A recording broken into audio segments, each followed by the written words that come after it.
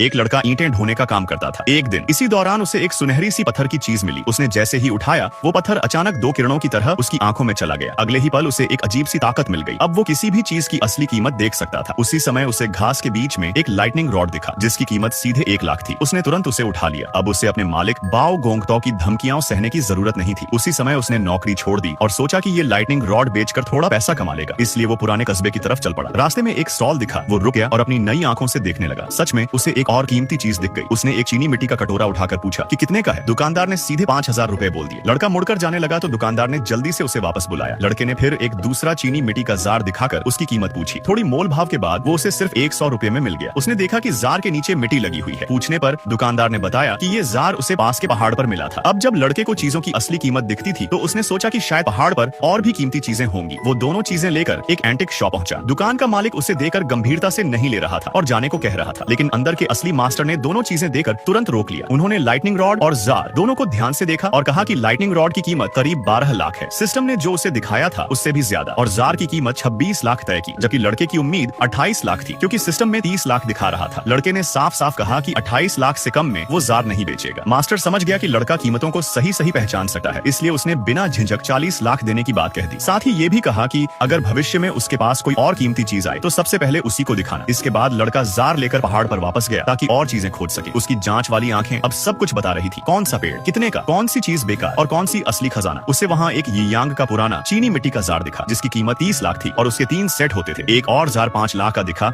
लेकिन वो अधूरा सेट था। बगल में एक 100 साल पुराना नाशपाती का पेड़ दिखा जिसकी कीमत 12 लाख थी। उसे धीरे धीरे समझ आया कि ये पहाड़ शायद बहुत कीमती चीजों से भरा है। वो सोचने लगा कि सब कुछ एक साथ खरीदना ठीक नहीं होगा वरना लोग शक करेंगे। इसलिए उसने फैसला किया कि थोड़ा थोड़ा करके बेचेगा। फिर वो कदिंगयांग महल पहुंच गया और मास्टर चेन से बोला कि अगर वो मिंगकॉल की प्लम ब्लॉसम वाली बोतल का बाकी आधा हिस्सा ढूंढ दे तो वो बदले में अच्छा पैसा देगा। मास्टर चेन ने कहा कि वो मदद करना तो चाहता है लेकिन दूसरा हिस्सा अभी तक कहीं मिला ही नहीं, इसलिए मिलने की संभावना कम है। तभी उसका आदमी आया और बोला कि वांग युआन आया है। मास्टर चेन ने सोचा कि शायद वो भी कुछ बेचने आया है। उसने लड़के को साथ चलने को कहा। अंदर पहुंचकर उसने वांग को लड़के से मिलवाया और बोला कि ये शख्स शिया ग्रुप से है। वांग ने बताया कि वो मिंगकॉल की प्लम ब्लॉसम वाली बोतल बेचने आया है और फिर पार्ट 2 के लिए लाइक करे।